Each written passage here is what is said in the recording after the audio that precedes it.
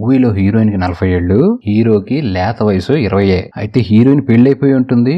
ఈ లేత వయసు కుర్రోడు తగలంగానే మొగుడిని వదిలేసి ఈడే కావాలని చెప్పి ఈడి వెంట పట్టు తిరుగుతూ ఉంటుంది. అయితే హీరో లేత వయసు కావడంతో ఆంటీని పెళ్లి చేసేసుకుందని ఫిక్స్ అయిపోతాడు. మరి అంకుల్ ఊరుకుంటాడా? ఆ తర్వాత ఏం జరిగిందో ఇంట్రెస్టింగ్ స్టోరీ తెలుసుకోవడానికి వీడియో లైక్ చేసి వెంటనే మా ఛానల్ సబ్స్క్రైబ్ చేసుకోండి. మూవీ ఓపెనింగ్ లోనే అంకుల్ ని చూపిస్తూ ఉంటారు. అంకుల్ పేరు టెడ్, ఆంటీని కూడా చూపిస్తూ ఉంటారు. ఆంటీ పేరు మెరిన్. అంకుల్ కవ్వించే కథలు రాయకపోయినా ఏదో పిచ్చి కథలు రాసుకుంటూ బొమ్మలు గీసుకుంటూ ఉంటాడు. ఆ బొమ్మలు కూడా ఆయనలో ఉన్న కళాత్మకాన్ని బయటికి తీయడానికి బట్టలు లేకుండా ఒక మోడల్ నుంచోబెట్టి బొమ్మలు గీస్తూ ఉంటాడు అనమాట. వీళ్ళిద్దరి సంసారంలో ఒక పాప కూడా ఉంది. అంతేకాదు వయసుకు వచ్చిన 2 కొడుకులు కూడా ఉన్నారు. కొన్ని సంవత్సరాల క్రితం ఘోరమైన యాక్సిడెంట్ దెబ్బకి 2 కొడుకులు చనిపోయారు. అలా కొడుకులు కళ్ళ ముందే చనిపోవడంతో హీరోయిన్ ఫుల్ డిప్రెషన్ కి వెళ్ళిపోయింది. అందుకే ఓ బేబీ సిటర్ కూడా పెడతాడు ఆ పాపను చూసుకోవడానికి. ఇక అంకుల్ మనసు విప్పి మరి ఆంటీకి చెప్పేస్తాడు లోపల ఉంది మొత్తం. మన ఇద్దరు సంసారం చక్కగా లేదు.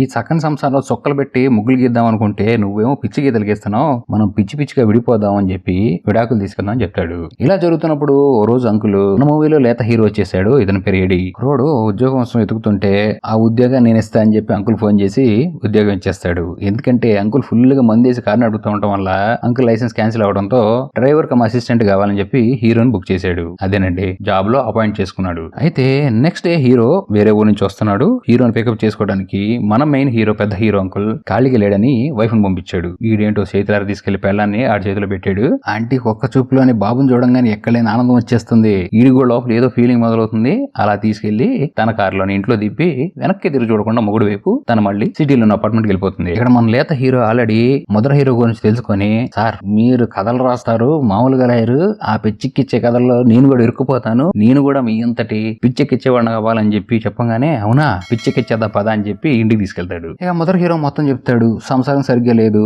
హీరో హీరోయిన్ కట్టే పోవచ్చు ఎప్పుడైనా అని చెప్పి బాధపడుతూ చెప్పంగానే ఊరుకోండి సార్ అని ఓదార్చి లోపలికి తీసుకెళ్లి బేబీ సిటర్ పరిచయం చేస్తాడు మన లేత హీరోకి. ఇక చెప్పాక అంకుల్ మంచి కళాకారుడని ఇంట్లో కూర్చొని వెగ్గేస్తూ బొమ్మను గీస్తూ ఓ మంచి మోడల్ ఆంటీని పెట్టుకుంటాడు. ఆ మోడల్ ఆంటీని వివిధ యాంగిల్స్ లో డ్రెస్ అని బొమ్మలు గీస్తూ ఉంటాడు. మళ్ళీ సాయంత్రం అవగానే ఆంటీ కలిసిద్ది. ఈసారి లేత హీరో కూడా అసలు ఆగట్లా ఆంటీని ఫాలో చేస్తూ తనతో కట్టాలంగానే తను ఒక సినిమా హాల్లో ఉంటుంది. అలా సినిమా చూస్తున్న ఆంటీ వెనకాలి కూర్చొని దొంగ చూపులు చూస్తూ ఉంటాడు ఆంటీని సినిమా చూడకుండా. ఆంటీ కూడా చూసి చూడండి నటించి సినిమా అయిపోయిన తర్వాత బయటకు వచ్చి అడుగుతుంది, ఏంటి ఇంట్లో అంతా కరెక్ట్ గానే ఉందా, నా మొగుడు జఫా గడ ఏమన్నా డఫా పనులు చేస్తానని అడిగితే, నాకు నీ ముద్రష్ట మొగుడు ఎప్పుడు ఒకటే తిండి పెడుతున్నాడు, గడ్డి తింటున్నాడు అన్నం తింటున్నాడు అర్థం కావట్లేదు అనగానే, ఏం పదపడమాక నిన్న రోజు నేను మంచి రెస్టారెంట్ తీసుకెళ్లి కడుపు నిండా పెట్టిస్తా అని చెప్తుంది. ఇక బాబుకి లోపల కోతలు పోయటం స్టార్ట్ అయింది.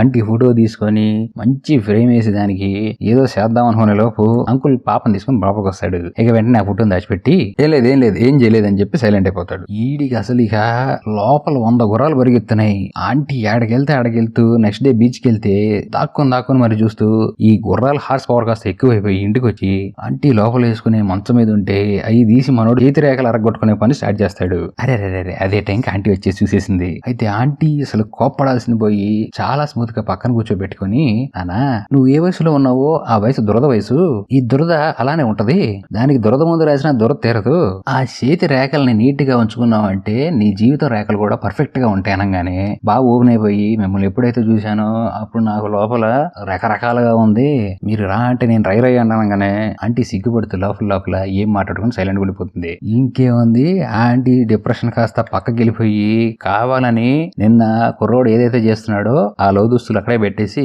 మనం ఎంకరేజ్ చేసాగానే ఇంకేముంది ఆ ఎంజాయ్మెంట్ లో ఇది చేయాలి అది చేసేసుకుంటాడు. రాత్రి అవగానే బాబుని డిన్నర్ తీసుకెళ్తాను మాట ఇచ్చిందిగా హోటల్ తీసుకెళ్తుంది. ఇక అలా అన్నం తింటూ మనసు విప్పి మరియు లోపల ఎన్ని మాట్లాడేసుకుంటూ ఇక తర్వాత రోజు కూడా ఇంకా లోపల ఎన్ని బయటికి తీసేయంగానే ఆంటీ కూడా బాగా నచ్చుతుంది. డిప్రెషన్ అంతా వెళ్ళిపోయింది పూర్తిగా. ఈ మాటలో ఆంటీకి తెలిసింది ఏంటంటే బాబు ఇంకా రిబ్బన్ కట్ చేయలేదంట. అరే ఎంత పని జరిగిపోయింది అని చెప్పి నీకెందుకు నేనున్నా అని చెప్పి ఆంటీ పైన బటన్ ఓపెన్ చేస్తుంది, బాబు కింద బటన్ ఓపెన్ చేస్తాడు. అంతే కుర్రం గట్టెక్కేసింది. ఇక మొదలైంది రచ.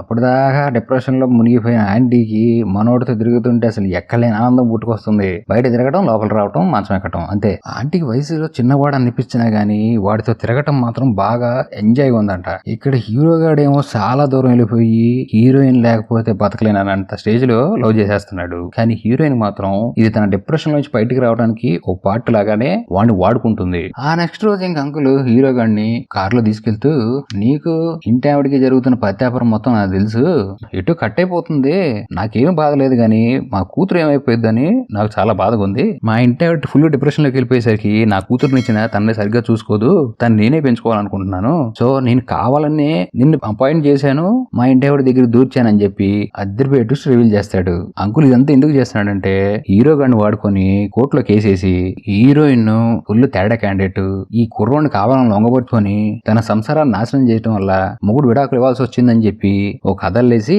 పాపని తన హ్యాండ్ ఓవర్ చేసుకున్నట్టు మాస్టర్ ప్లాన్ వేసాడు. ఇదంతా విన్న మన లేత హీరో గాడి గుండెల్లో గువేలని ఓ శబ్దం వచ్చి చచ్చిపోలేండి, ఏం చేయాలో అర్థం కాక షాక్ లో ఉండిపోతాడు. ఇదే విషయం వెళ్ళి మొత్తం పూసుకొచ్చని చెప్పేస్తాడు. ఆ ఓదార్పు కాస్త ఎక్కడికి వెళ్ళదు అక్కడే ఉంటుంది. రోజు నైట్ బాబు అని ఆంటీ మంచి ఊహలో ఉన్నప్పుడు ఆంటీ ఏడుస్తూ నేను ఇక పూర్తిగా ఈ రిలేషన్ నుంచి బయటకు వెళ్ళిపోతున్నాను, నిన్ను కూడా వదిలేసి నేను దూరంగా వెళ్ళిపోతున్నాను, జాగ్రత్తగా ఉండని చెప్పి ఇంకా నెక్స్ట్ డే అంకుల్ పెయింట్ వేస్తాడుగా మోడల్ది. హీరోని ఆ పెయింట్ తీసుకెళ్లి మోడల్ ఇంట్లో ఇవ్వమని చెప్తాడు. అయితే అక్కడికి వెళ్ళంగానే మోడల్ చాలా ఫైర్ అయిపోతుంది మనోడి మీద. ఫ్రైడే కలుస్తా అని చెప్పాడు అని తప్పక రమ్మను, నువ్వు ఎందుకు వచ్చావు అని చెప్పి అని పంపించేస్తుంది. ఇదే విషయం హీరో బాబు అంకుల్ కి చెప్తాడు, ఇటు ఆంటీకి చెప్తాడు. అప్పుడు ఇక ఆంటీ వెళ్ళిపోవడానికి టైం వచ్చింది. ఓ మాస్టర్ ప్లాన్ ఇస్తుంది, నువ్వు మోడల్ దగ్గరికి తీసుకెళ్లి అంకుల్ దింపు, నువ్వు దింపి వెంటనే వెనక్కి తిరిగి చూడకుండా ఇంటికి వచ్చేసాయి. అంకుల్ ఇంటికి వచ్చేటప్పటికి చాలా లేట్ అవుతుంది. నేను నా ఇద్దరు కొడుకులు ఫోటోలు తీసుకొని వాళ్ళ జ్ఞాపకాలను ఏది వదలకుండా సర్దేసుకొని ఇక్కడి నుంచి వెళ్ళిపోతా అని చెప్పంగానే హీరో గారు అదే ప్లాన్, అంకుల్ ని మోడల్ దగ్గర దింపి అంకుల్ అరిసినా సరే అక్కడి నుంచి వెళ్ళిపోతాడు కారేసుకొని. ఇక్కడ మోడల్ అంటే అంకుల్ చుక్కలు చూపిస్తుంది, కత్తి పట్టుకుని ఏసి పారు దొబ్బుతారని. ఎందుకంటే మనోడు వేసిన పెయింట్లు అంత దరిద్రంగా ఉన్నాయంట. ప్రతి పెయింట్ ని చించేసి నా చేతికి దొరికితే సంపి పారు దొబ్బుతారని అని ఇంటి చుట్టూ పరిగెత్తించి అలా వెంటపడి మరి తరుగుతూ ఉంటే ఈ మోడల్ దగ్గర అసిస్టెంట్ వాడు మగవాడేగా, ఒక మగవాడి బాధని తట్టుకోలేక అంకుల్ ని కాపాడతాడు. ఈ ఆంటీ ఇదే టైం అని చెప్పి వెళ్ళిపోదామని ఫిక్స్ అయిపోయింది. అతనికి తెలిసిన ఫ్రెండ్ బుక్ షాప్ కి వెళ్తాడు. అంకుల్ కి ఎక్కడో మచ్చుందే, ఎందుకంటే ఇద్దరు అందమైన అమ్మాయిలు మీరు రాసే పిక్చర్ అతనికి మీ పిచ్చెక్కిచ్చే ఫ్యాన్స్ సార్, మీకు మీ ఆటోగ్రాఫ్ ఆయన దొరికిద్దనగానే హీరో గాడు నన్ను ఇంటి దగ్గర దింపుతారు, నా బట్టలు పాడైపోయినాగానే నాన్నకన్నా అదృష్టం అని ఈ అమ్మాయిలు వాళ్ళ ఇంటికి తీసుకెళ్లి హీరోకి పింక్ కలర్ బట్టలు ఇస్తారు. అంకుల్ ఇక్కడ కూడా మళ్ళీ ఫ్రెష్ వ్యాపారం స్టార్ట్ చేసాడు. ఏంటి మీ అమ్మ ఎంత అందంగా ఉంది, మీ ఇద్దరు అక్కల అందమే కాకుండా మీ అమ్మ అంతకన్నా అందంగా ఉంది, మీ ముగ్గురు కలిపి పెయింట్ వేస్తా అని చెప్తాడు. ఇక ముగ్గురు మనోడు మంచిగా బొమ్మ గీస్తాడని చెప్పి రెడీ అయ్యి హీరో గాని కారెక్కించుకొని తీసుకెళ్తుంటారు. ఇక అంకుల్ ఎప్పుడైతే ఇంటికి వచ్చాడో హీరోయిన్ వెళ్ళిపోతూ ఉంటుంది. ఇద్దరు లాస్ట్ గా కళ్ళలో కళ్ళు పెట్టి చూసుకున్న ఒక్క మాట కూడా నోరు తెరిచి మాట్లాడుకోరు. అంతే హీరోయిన్ వెళ్ళిపోతుంది. ఇక హీరో ఆ మోడల్ దగ్గర వదిలేసి తన కారేసుకొని వచ్చేసాడని చెప్పి కోపంతో లాగి పెట్టి ఒకటి ఇస్తాడు. మనోడికి ఏం తగ్గడో రివర్స్ లో ఒకటి ఇస్తాడు. అంతే ఒక గుద్దుకి అంకుల్ ముక్కులోంచి బ్లడ్ వస్తుంది. అప్పుడు నానా పోలరంగుడు, నువ్వు చాలా పత్యాపారాలు చేస్తున్నావు, నీ పెళ్ళం నిన్ను వదిలేసి పూర్తిగా నీ జీవితం నుంచి వెళ్ళిపోయింది, అంతేకాదు తన కొడుకులు జ్ఞాపకాలు ఏం ఉండకూడదని ఫోటోలు కూడా సర్దేసుకొని వెళ్ళిపోయింది అని చెప్పిన అంకుల్ కి ఏ మాత్రం ఫీలింగ్ ఉండదు. కొడుకు ఫోటోలు లేవు అంతేగా అనుకుని నువ్వు వీలైనంత త్వరగా ఇక్కడి నుంచి వెళ్ళిపోనా, ఫ్లైట్ టికెట్ వేస్తా అని చెప్తాడు. ఇక్కడ హీరోయిన్ వెళ్ళిపోయిన దగ్గర నుంచి పాపం చూసుకోవడం బాగా ఇబ్బంది అయిపోయి బేబీ సిస్టర్ ఆ రోజు ఉద్యోగం నుంచి వెళ్ళిపోతుంది. ఆ రోజు నైట్ అంకుల్ తన ఇద్దరు కొడుకులు యాక్సిడెంట్ లో చనిపోవడానికి కారణం ఏంటో చెప్తాడు. ఆ రోజు నైట్ పార్టీకి వెళ్ళి తిరిగి వస్తున్నప్పుడు వైఫ్ అండ్ హస్బెండ్ ఇద్దరు వెనకాల కూర్చున్నాం, మా ఇద్దరు కొడుకులు ముందు కూర్చున్నారు, నేను కార్ బ్రేక్ లైట్స్ లో ఉన్న మంచు ఇండికేటర్స్ ఉన్న మంచుని క్లీన్ చేయలేదు, అందుకే వెనక నుంచి వచ్చిన ట్రక్ కి మా కార్ కనపడలేదు, వాడు వచ్చి సడన్ గా గుద్దేయడంతో ఇద్దరు కొడుకులు స్పాట్ లో చనిపోయారు. ఈ బాధను పోగొట్టుకోవడానికి మూడో పాపను కన్నాం, కానీ ఆ డిప్రెషన్ నుంచి తన బయటికి రాలేదు. హీరోయిన్ పర్ఫెక్ట్ క్లారిటీగా ఉంది, తన హస్బెండ్ తో విడాకులు తీసుకుందని ఫిక్స్ అయిపోయింది, తన జీవితంలో తన హస్బెండ్ ఉండటం అనేది తనకు అసలు పూర్తిగా ఇష్టం లేదు. దీని కారణంగానే గట్టి డెసిషన్ తో అంకుల్ వదిలేసి వెళ్ళిపోయింది. పాపం వాళ్ళిద్దరు కొట్టుకోవటం వల్ల ఆ పసిదాని జీవితం అయిపోతుంది. నెక్స్ట్ డే హీరో కూడా ఇల్లు వదిలేసి వెళ్ళిపోతాడు. ఇక పాపతో ఒంటరిగా ఉన్న అంకుల్ దగ్గరికి ఆ మోడల్ దగ్గర తప్పించిన అసిస్టెంట్ ఉన్నాడు కదా వాడు వస్తాడు. వాడు మోడల్ దగ్గర డ్రైవరు అంకుల్ హెల్ప్ చేశాడని చెప్పి కోపంతో ఆ మోడల్ ఈ డ్రైవర్ ని ఉద్యోగం తీసేసింది.